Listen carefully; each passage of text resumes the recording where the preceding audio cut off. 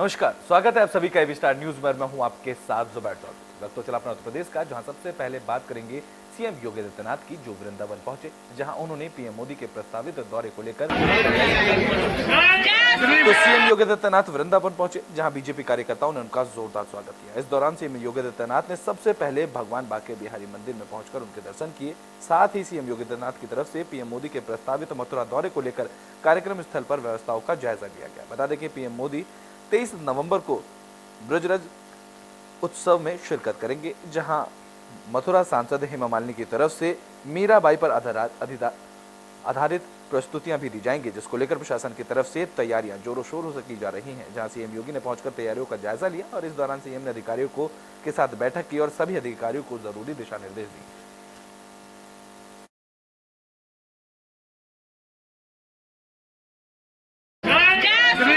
आज वृंदावन आना हुआ, कैसा लग रहा मुकुंद? यूं करो ना बस।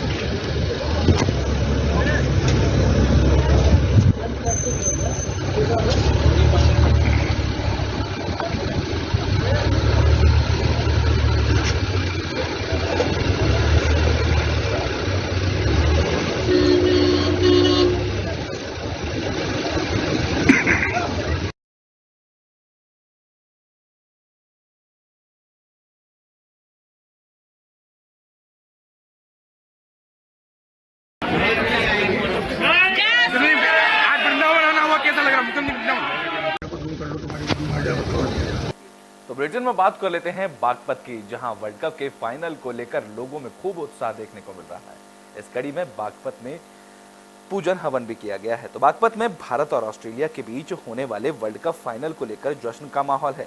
इस मौके पर बागपत के लोगों की तरफ से आतिशबाजी कर जश्न मनाया गया। तो वहीं वर्ल्ड कप फाइनल को लेकर महिलाओं में भी जश्न का माहौल देखने को मिल रहा है। बता दें कि क्रिकेट प्रेमियों का यहाँ कहना है कि भारत इस बार वर्ल्ड कप की ट्रॉफी जरूर लाएगा। भारत की जीत के लिए बागपत में पूजा अर्चना की गई। इस मौके पर बागपत में जगह जगह वर्ल्ड कप फाइनल का मैच देखा जा रहा है, जिसको लेकर पहले से ही तैयारियां कर ली गई थी। नाम कुलदीप भारद्वाज। आज आपने मंदिर में क्या कार्यक्रम रखा और क्यों रखा, क्या है आप? कल वर्ल्ड कप का मैच है और कल हम वर्ल्ड कप जीतेंगे, इसलिए हमने भगवान शिवजीनाथ भगवान शिवजी शंकर भोले से हमने प्रार्थना की। आपका शुभ नाम? मेरा नाम प्रसन्नता राज है और आज मैंने सुबह उठते ही पूजा करी कि कल हमारा इंडिया जीते ही जीतेगा और मुझे पता है कि वो ज़रूर जीतेगा। इसी खुशी में मैंने आज उसकी जश्न भी बना लिया है। जी, शुभ नाम?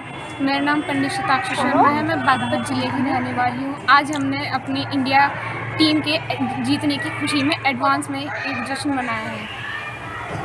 तो बुलेटिन में बात कर लेते हैं अब अमरोहा की। बता दें कि मोहम्मद शामी को लेकर सीएम योगी आदित्यनाथ ने बड़ा ऐलान किया है, जहां उनके प्रदर्शन को देखते हुए अब मोहम्मद शामी को लेकर सीएम योगी आदित्यनाथ का तोहफा मिला है। तो भारतीय क्रिकेट टीम के तेज गेंदबाज मोहम्मद शामी के विश्व कप में शानदार प्रदर्शन करने के बाद योगी सरकार ने उन्हें एक बड़ा तोहफा दिया है। दरअसल शामी के गांव में स्टेडियम बनाए जाने की घोषणा की गई है।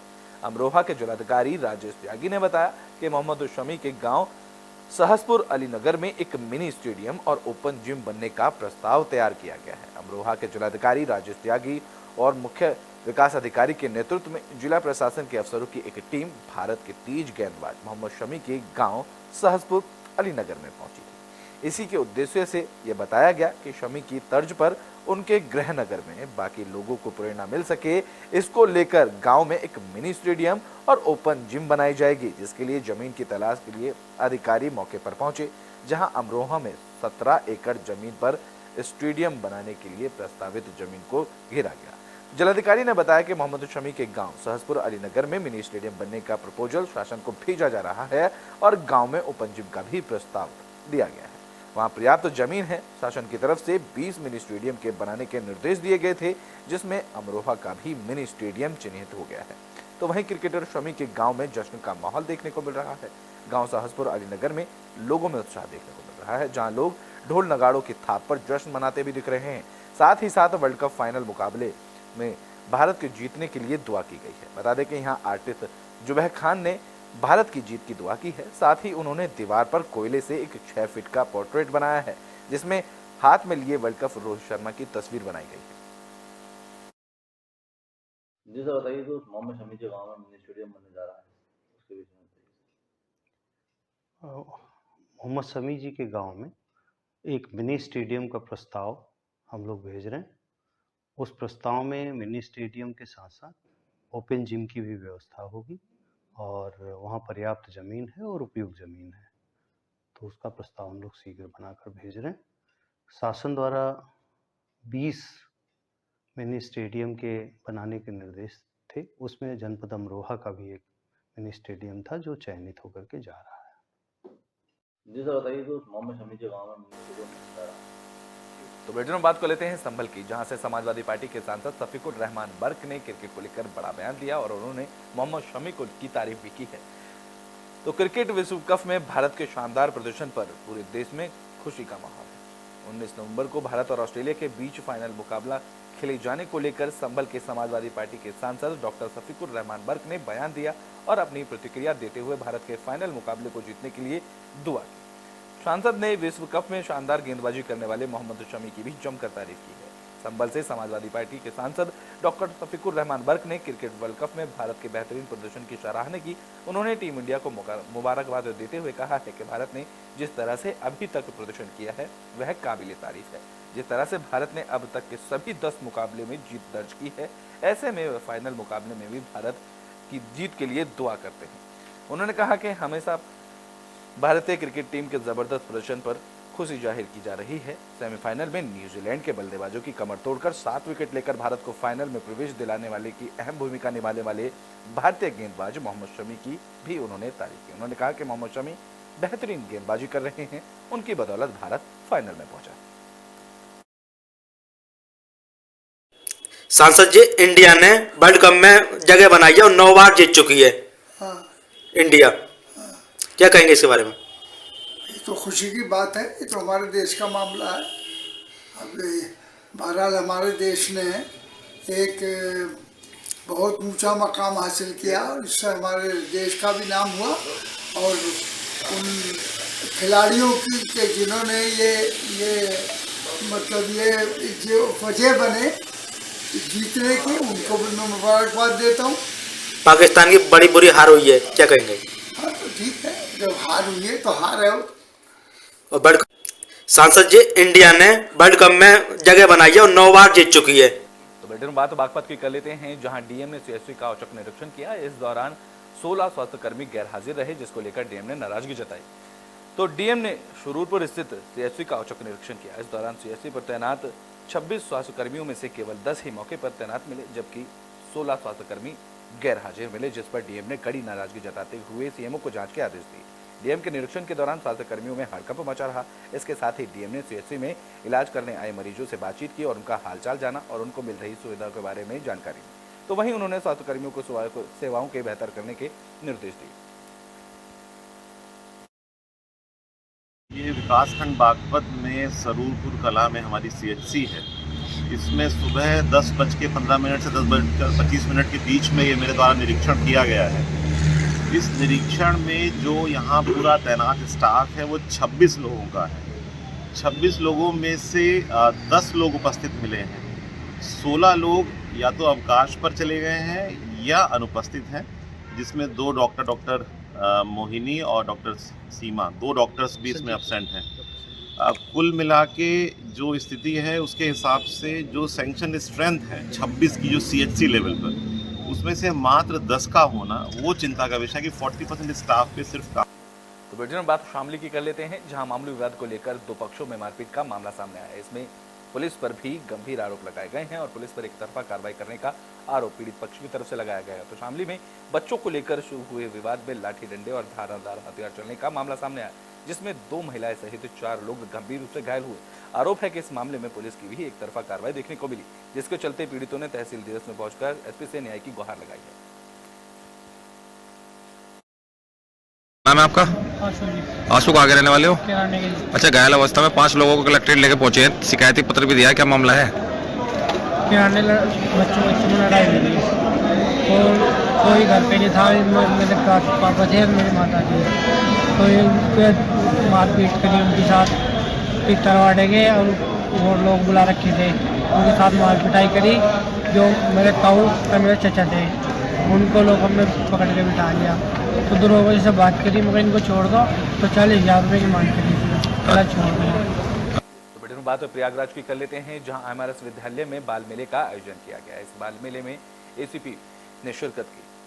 तो प्रयागराज जिले के पटेल नगर झूंसी में स्थित एमआरएस विद्यालय में बाल मेले का आयोजन किया गया, जिसमें मुख्य अतिथि एसीपी झूंसी आस्था जायसवाल की तरफ से बाल मेले का फीता काटकर उद्घाटन किया गया। मुख्य अतिथि ने विद्यालय में अध्यापकों और विद्यार्थियों को बधाई देते हुए उनके उज्जवल भविष्य की कामना की। इस दौरान एसीपी झूंसी आस्था जायसवाल ने कहा कि जिस तरह से छात्र छात्राओं की तरफ से बाल मेले को सजाया गया, एक आकर्षण का केंद्र को देखकर उनको भी उनके बचपन की याद आई। बता दें कि छात्रों ने मतदाता जागरूकता अभियान के मद्देनजर ईवीएम मशीन का एक प्रोजेक्ट भी बनाया, जिसमें कई पार्टियों के चुनाव चिन्ह को भी दिखाया गया।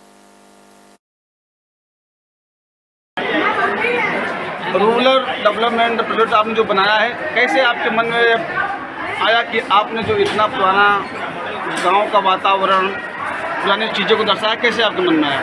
जी, हम लोगों ने देखा अपने एरियाज़ में, हम लोगों ने देखा है कि बहुत ज़्यादा पॉल्यूशन होता है। लोग व्हीकल्स जो चलाते हैं, फ्यूल्स व्हीकल्स, बहुत उससे बहुत ज़्यादा पॉल्यूशन होता है। फैक्ट्रीज जो है उससे भी ज़्यादा पॉल्यूशन। आज यहाँ पे चिल्ड्रंस डे है और 14 नवंबर के उपलक्ष्य में मनाया गया है, चिल्ड्रंस डे के उपलक्ष्य में। और बच्चों में बहुत उत्साह था और बहुत ही अच्छा इनिशिएटिव रहा है और बच्चों के लिए बहुत ही प्रेरणादायक रहा है, क्योंकि बच्चों ने प्रोजेक्ट लगाया था जो बहुत ही अच्छे थे और क्वालिटी वाले भी बहुत अच्छे थे। और मुझे लगता है कि बच्चे ये आगे जाके बहुत अच्छा करेंगे। आपने बच्चों के साथ मेला भी देखा, बच्चे अपने अपने प्रदर्शन को भी दिखाया। यहाँ पर बाल दिवस के दिन हम दिवाली पे थे, दिवाली का कार्यक्रम चल रहा था, उसी के उपलक्ष्य में बच्चों के लिए उत्साहवर्धन के लिए हम लोगों ने आज 18 नवंबर को एक। तो बुलेटिन में बात तो शाहजहाँपुर की कर लेते हैं, जहां महापर्व छठ पूजा की धूम देखने को मिली। बता दें कि इस दौरान व्रत को लेकर महिलाओं में भी खासा उत्साह देखने को मिला।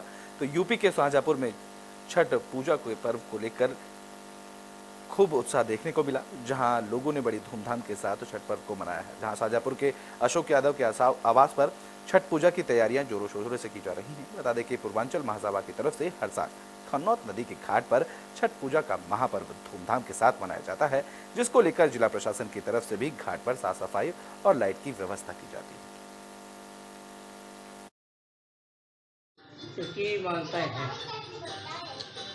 जैसे छठ पर्व तो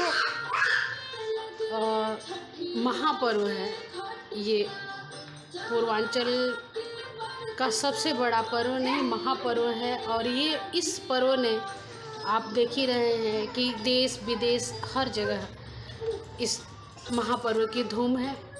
और मैं छठी मैया के कृतज्ञ हूँ, सूर्य भगवान के चरणों में मेरा बारम। तो बेटे बात तो देवरिया की कर लेते हैं, जहां जमीनी विवाद को लेकर दो पक्षों में मारपीट हुई। इस मारपीट में 4 लोग घायल हुए हैं। तो देवरिया में जमीनी विवाद को लेकर दो पक्षों में मारपीट हुई, जिसका वीडियो सोशल मीडिया पर जमकर वायरल हो रहा है। बता दें कि घर में घुसकर दबंगों ने प्रधान के साथ बड़ी संख्या में लाठी डंडे और कुदाल से हमला कर दिया। हमले में 4 लोग घायल हुए, जहां घायलों का इलाज देवरिया मेडिकल कॉलेज में किया जा रहा है। तो वहीं सूचना पर पहुंची पुलिस ने मौके पर पहुंचकर जांच की।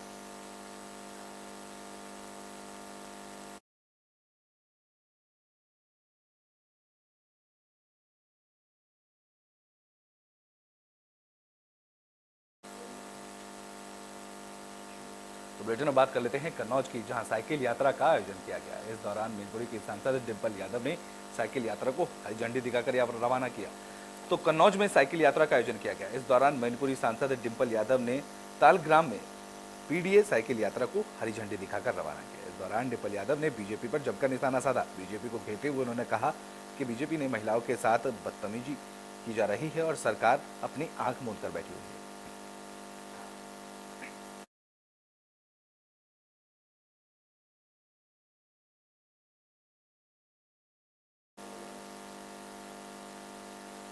वीडियो में बात फिरोजाबाद की कर लेते हैं, जहां नगर पालिका के कर्मचारियों का प्रदर्शन देखने को मिला है। बता दें कि इस दौरान कर्मचारियों की तरफ से बकाया बोनस की मांग की गई है। तो नगर पालिका कर्मचारी संघ की बैठक में कर्मचारियों ने प्रदर्शन किया, जहां कर्मचारियों ने कई महीने की बकाया बोनस की मांग की। जानकारी के मुताबिक फिरोजाबाद जिले के शोकाहाबाद नगर पालिका अध्यक्ष के चुनाव के बाद वर्तमान अध्यक्षता की असफलता का परिणाम नगर की जनता और नगर पालिका कर्मचारियों को भुगतना पड़ रहा। नगर की साफ सफाई व्यवस्था एकदम फेल हो गई है वहीं कर्मचारियों की तनख्वाह के लाले पड़े हैं। इस कड़ी में नगर पालिका कर्मचारी संघ और कर्मचारियों ने प्रदर्शन किया।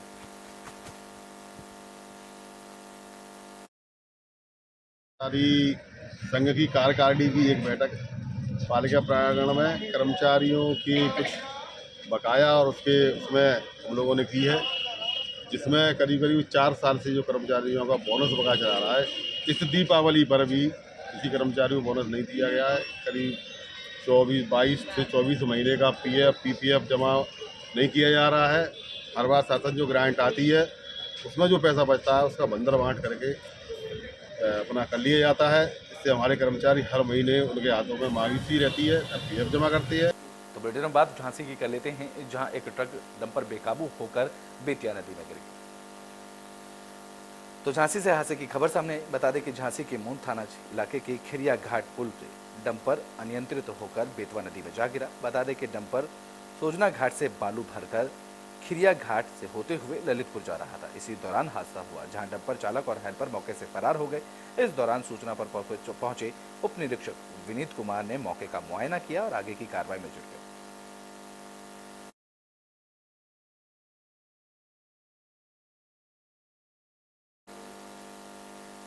तो बुलेटिन के आखिरी में बात देवरिया की कर लेते हैं, जहां से सनसनीखेज मामला सामने आया। बता दें कि इस मामले में पुलिस ने खुलासा किया है और आरोपी को गिरफ्तार कर लिया है। तो देवरिया के मैल थाना क्षेत्र के नरसिंह डांग गांव में एक दिल दहला देने वाली घटना सामने आई, जहां पति ने ही अपनी पत्नी की हत्या कर शव को घर के पीछे गड्ढा खोदकर दफना दिया। इस मामले को लेकर थाना अध्यक्ष गोरखनाथ सरोज ने बताया कि तहरीर के आधार पर हत्या का मुकदमा दर्ज कर उसके पति को गिरफ्तार कर लिया गया है और शव को घर के पीछे से बरामद कर पोस्टमार्टम के लिए देवरिया भेज दिया गया। बता दें कि गांव वाले की सूचना पर उसके मायके में पहुंचे उसके भाई की तहरीर पर पुलिस ने छानबीन शुरू की, जहां तीसरे दिन पुलिस ने शव को बरामद किया। पुलिस ने शव को कब्जे में लेकर पोस्टमार्टम के लिए भेजा और आगे की कार्रवाई में जुट गई।